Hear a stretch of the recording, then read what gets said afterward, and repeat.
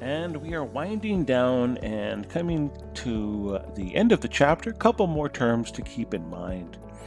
And one of the things I want you to always keep in mind when research is being done or a hypothesis is being tested is sometimes there is an experimental group in which people receive the treatment compared to the control group. The members do not receive the treatment. Let's say that there is a group of people and everyone's doing Zumba classes, or let's say everyone's doing cardio on a bike. Some people are going to get testosterone pills, and some people are just going to get fake pills. The experimental group are the people that receive the testosterone. The control are not getting the testosterone. So sometimes an experiment is done and both groups are going to get a pill, but one is just a fake pill and the other is a real. But in order to see what are the effects of, the results, that's when you have an experimental group and a control group. Now, sometimes you might want to do what is called a double-blind procedure. And when the participants and the administrator are unaware of the treatment, so let's say that I'm the one that's giving the pills. And if I know who's getting the testosterone pills, I might treat them a little bit different.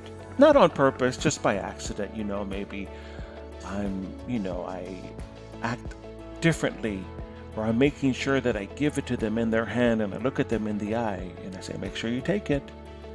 As opposed to the ones that just have the fake pill, I could just put it in their hand and I don't even really look at them in the face because I know it's not a real pill. Now, sometimes you're going to give away and then the people know in the experiment, oh, I think I'm getting a real one, or I think I'm getting a fake one. He doesn't even look at me when he gives me the pill. So sometimes a double-blind procedure is done so that the administrator has no idea who is getting the real thing and who is not. Interesting. And that leads us to this term right here.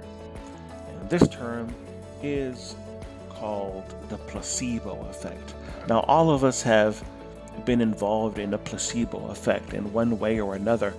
Maybe when you were little, you got new shoes and you thought, man, I'm going to run faster now because I have new shoes.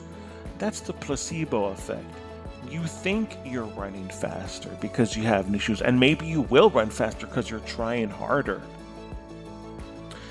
Maybe some people want to take Tylenol to cure their headache, and instead of taking a generic pill, no, it has to be Tylenol because that's going to be the thing that fixes me.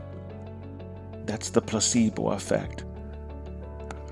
Sometimes when I have a pain in my neck, I might watch videos on YouTube of a chiropractor popping people's necks. Because just by watching it, I might even feel better myself. Like, oh, that looks like that's relieving pressure. So I might even feel better just by looking at a chiropractor and hearing the noises of the neck popping.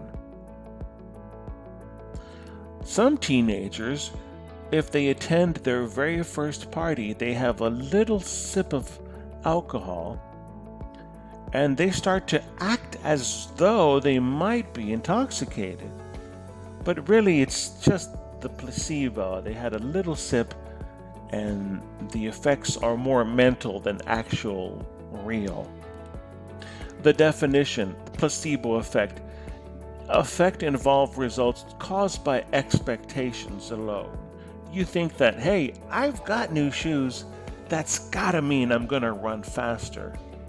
That's the placebo effect, and it happens to all of us every day in some way, shape, or form. That concludes the chapter. I hope you enjoyed it, and I hope you learned a little something.